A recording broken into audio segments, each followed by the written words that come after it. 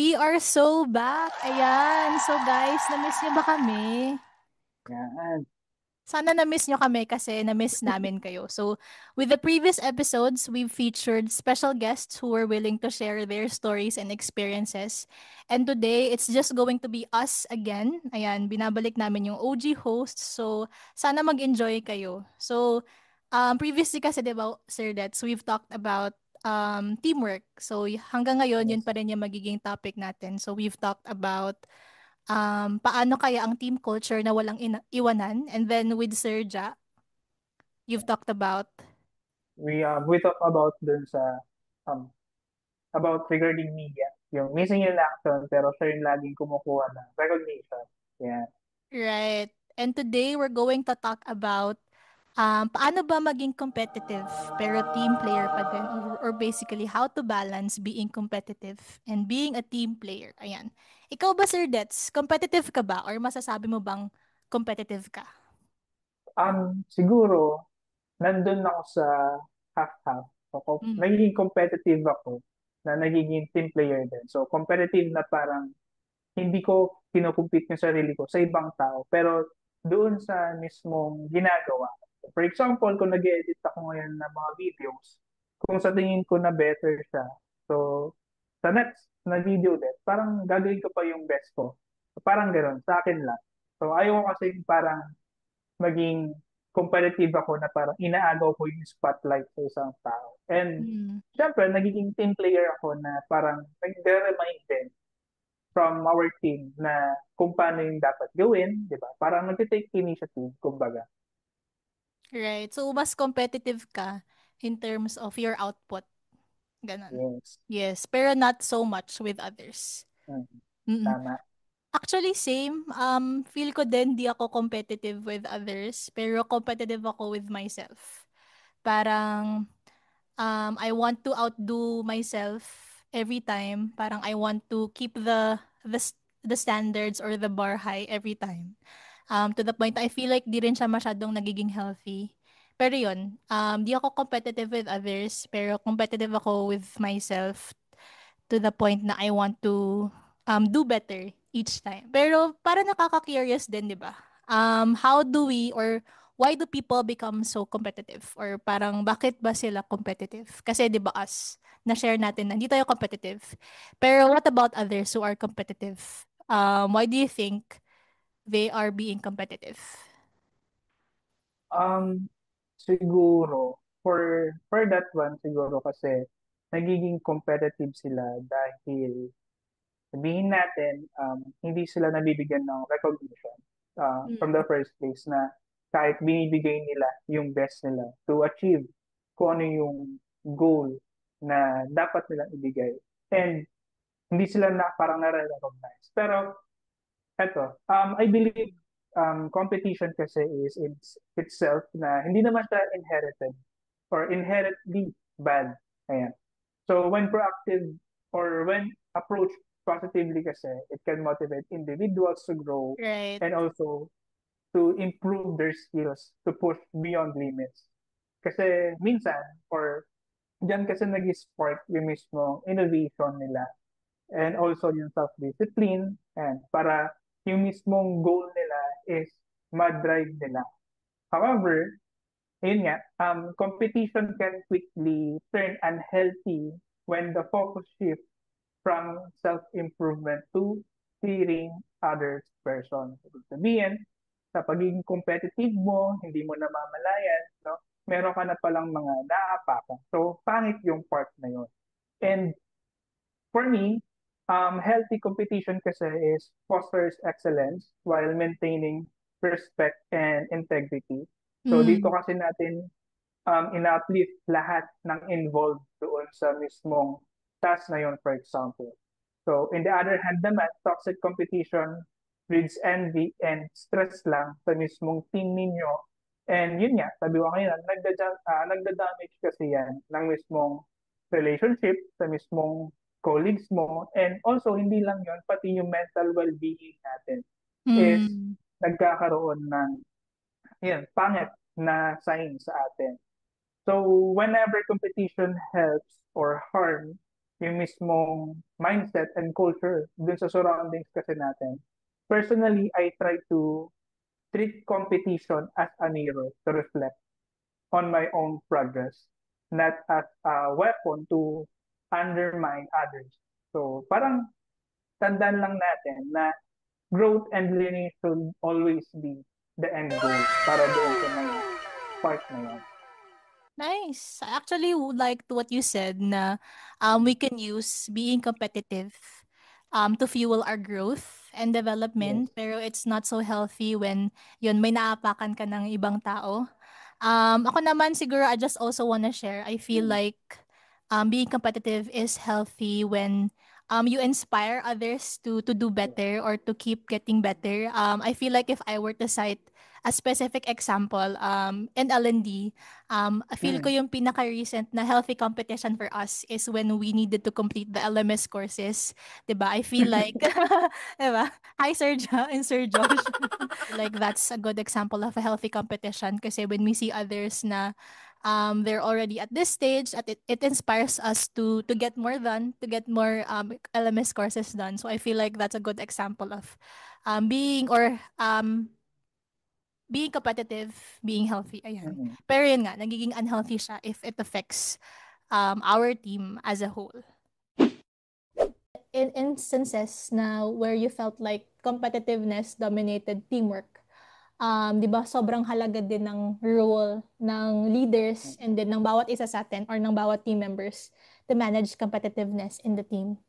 What do you think is the role of parang a leader and then each team members to manage yung pagiging competitive ng bawat isa? Well, for me, siguro sa mga leaders, they must balance yung mismong dynamic, di ba? The pagiging competitive and sabihin natin kung team player sila. Um, Bakit nila kailangang i-balance? Kasi kung hindi nila mababalance yun, and sabihin natin, merong mga nagkakaroon na ng alitan. So, pangit na kasi Totoo. yun. Or magkakaroon na tayo ng mga toxic culture. So, doon nag-start din yung mga part na yun. And siguro, yung culture or yung mismong behavior natin is doon sa mismong workplace, dapat is maging value sa both high performance and teamwork na nag-share kayo or nagkukulab kayo sa mga tasks na gagawin natin. So, for example, um, dapat in-encourage ng mga leaders natin, yung mga employees to take initiative. Kasi alam naman nila kung kailan sila mag-start, alam naman nila kung ano yung dapat silang gawin. So, learn continuously naman kasi siya. And aim doon sa mismong excellence na without feel to failure. So, yun yung maganda. And also, siguro, sa pagiging collaborative natin, sa mismong culture natin, like us, di ba? So, kung meron kasi hindi tayo alam, tatanong natin agad eh. So, kahit simple, and so nag-isip tayo ng parang ideas din sa mga kasama, kung ano yung, kung paano pa natin siya pagandahin. So, parang pinopromote natin yung shared goals natin and also dun sa mismong mga knowledge sharing natin. So, for that one, siguro, um, to take the right balance between individual excellence and for the collaboration is dapat i-build natin yung mismong culture of trust, growth, and shared goals natin.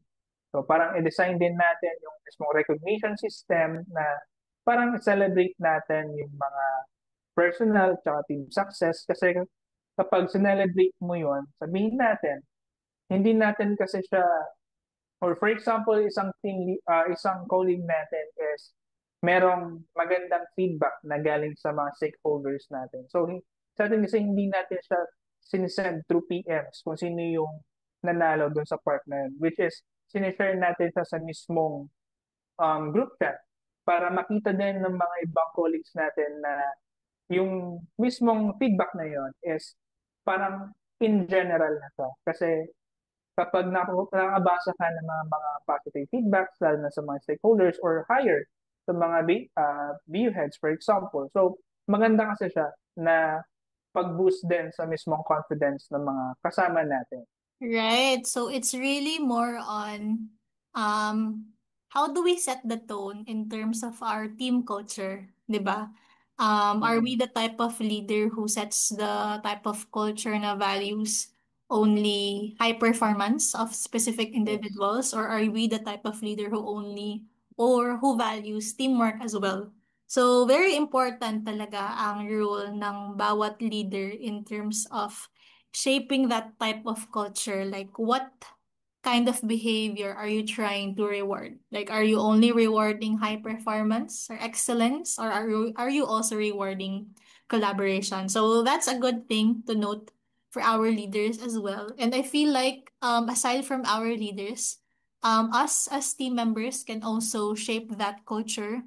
And how do we do that? I feel like it was already shared by user na collaboration or building on each other's ideas is very important. So us as team Yes. members, we can also do that by being more open to working with others, by being more collaborative, in terms of our ideas. So that's one of the things that we can do to help shape the kind of culture that we want, or to help shape the culture that values not just excellence or high performance, but also values teamwork and collaboration. Mm-hmm. When we think kasi of being competitiveness, we only think of our individual wins. We don't get to Mm-hmm. think about our shared wins. So I feel like one of the things, definitely, to answer the question, we can be competitive, but at the same time, it's goal competitiveness or it's a shared success. So one of the things that we can do that is, of course, we redefine what winning means for us. We redefine what fuels us. So if we feel like winning for us is to just achieving individual milestones or goals, so let it be it. Pero wouldn't it be more beautiful or wonderful if yung definition mo ng winning or definition mo ng success is every one of you wins, or every one of you levels up in terms of growth, in terms of development, or yung success niyo, it's a shared success, or yun yung pinaghirapan ng team niyo or ng bawat isa sa inyo.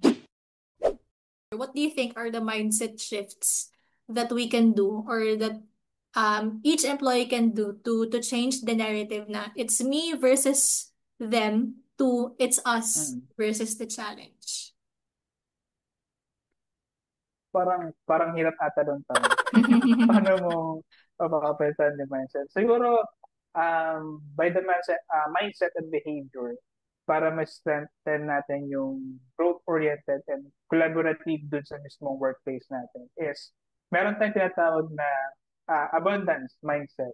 So, when we say abundance, ito kasi yung belief that opportunity or the recognition and success or not scarce resources, or instead of saying others win as a threat, people with abundance mindset, sabihin natin is parang sincelebrate nila yung achievement ng mismong um, team, genuinely. So, hindi sila nag-celebrate na meron silang inggit, di ba? So, dapat pa nag-celebrate kayo is dapat bukal dun sa puso mo na hindi ka, Totoo. sabihin natin, hindi nagiging um, ano kasi ang tawag dito, hindi siya nagiging parang meron kang side comment, di ba? So, Hindi pangit kasi yung part insecure. na yan. So, parang na-insecure ka na bakit ganito, bakit ganyan lagi siya. So, parang ganun. And always, siguro, share ideas din and credit willingly.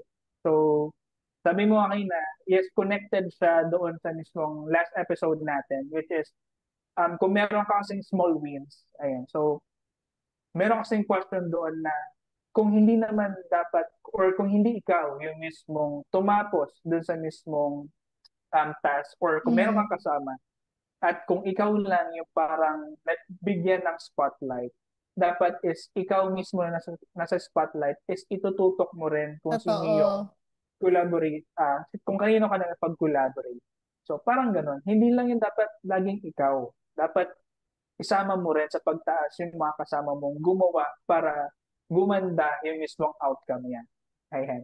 And siguro, the impact is this mindset reduce toxic competition and encourage then also dun sa knowledge sharing and siguro sabihin na rin natin mentoring and healthy ambition. So, Mm. yun yung tinatawag natin abundance mindset.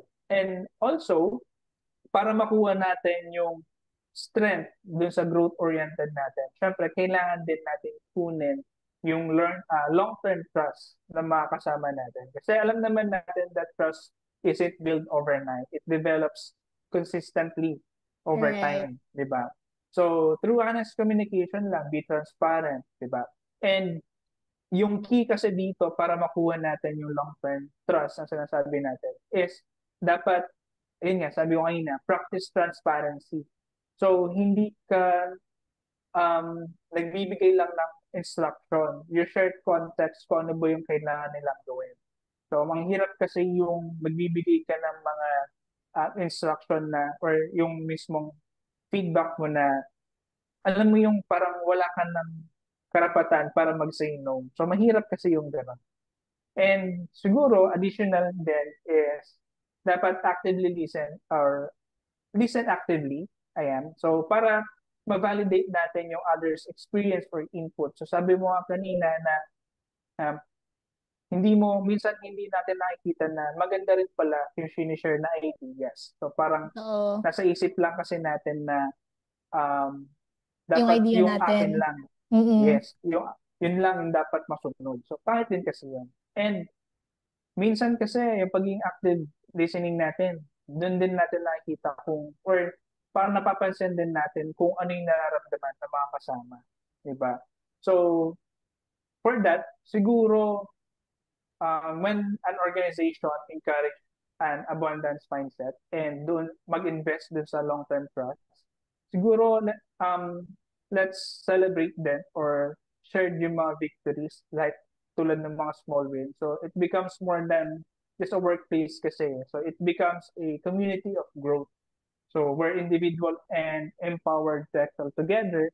So not all the cost of one another, di ba? So dapat lahat-lahat tayo is dapat sumakses. So yan, that actually wraps up our podcast episode for today. So I hope that you guys were able to enjoy or take away something from our podcast episode today. So before we wrap up, is there anything you'd like to share, Sir Dets? Or may mga ano ka ba, last insights that you want to share with our listeners, our subscribers? Yes, siguro sa akin, ano lang, no? So, parang ask yourself, am I winning alone or winning with my team? So, parang yun kasi yung kailangan mo tanungin muna bago mo kunin yung Mm-mm. spotlight. So if you like the episode, please like and do comment. And also, ring nyo na rin or click nyo na rin yung notification bell. Thank you so much, guys, for tuning in. Bye! Bye!